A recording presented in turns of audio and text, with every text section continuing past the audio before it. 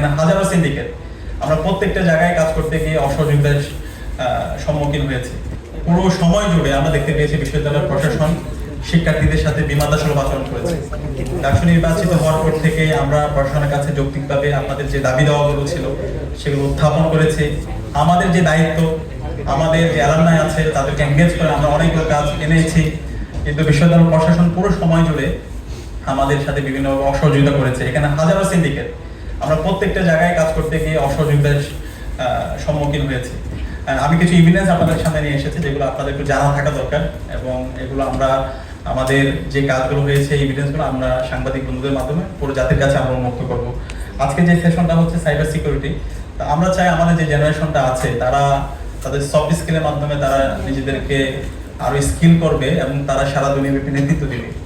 সারা দুনিয়ায় যে বিশ্ববিদ্যালয়গুলো আছে, আমাদের পার্শ্ববর্তী যে ভারত আছে তাদের যদি ইউনিভার্সিটিগুলো দেখি, সেই বিশ্ববিদ্যালয়গুলোতে মৌলিক যে সংকটগুলো আছে এগুলো নিয়ে শিক্ষার্থীদের কথা বলতে হয় না।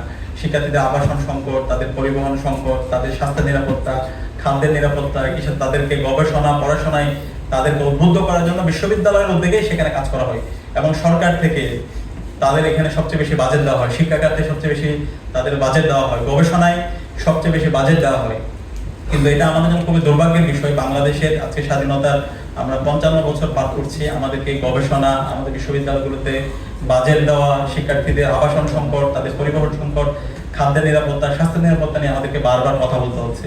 তো আমরা যখন বিশ্ববিদ্যালয় প্রশাসনের কাছে যাই যে কোনো প্রজেক্ট নিয়ে, শিক্ষার্থীদের দাবি দেওয়া নিয়ে, তাদের একটা কমন আনসার আছে, তারা বলছে তাদের কাছে ফান্ড নেই, তারা পারছে না, এইভাবে একটা বিশ্ববিদ্যালয় চলতে পারে না।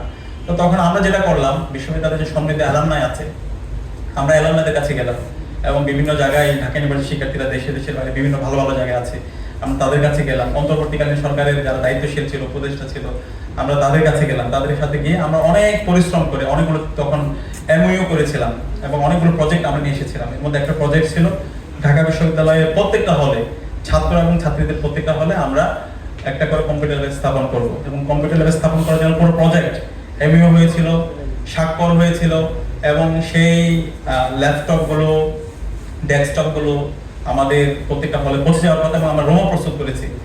কিন্তু খুবই দুর্ভাগ্যের বিষয়, নির্বাচিত সরকার আসার পরে এই প্রজেক্টগুলো বাতিল করে দেওয়া হয়েছে। এই প্রজেক্টটা কি কোনো রাজনৈতিক দলের নাকি হচ্ছে কোনো ব্যক্তির? এটা তো শিক্ষার্থীদের, যে আমরা বলছি একবিংশ শতাব্দীতে আমরা প্রযুক্তির মাধ্যমে সারা দুনিয়াব্যাপী আমরা নিজেদেরকে নেতৃত্ব দেব। সেটার জন্য তো আমাদের এই মৌলিক চাহিদাগুলো পূরণ করতে হবে। সেই জায়গা থেকে, ডাকসুর জায়গা থেকে সেটা আমরা তখন প্রশাসনের কাছে, সরকারের কাছে উত্থাপন করেছি, আমরা বাজেট নিয়ে এসেছি, এমওইউ করেছি, কিন্তু এখন সেগুলো বাতিল করে দেওয়া হয়েছে।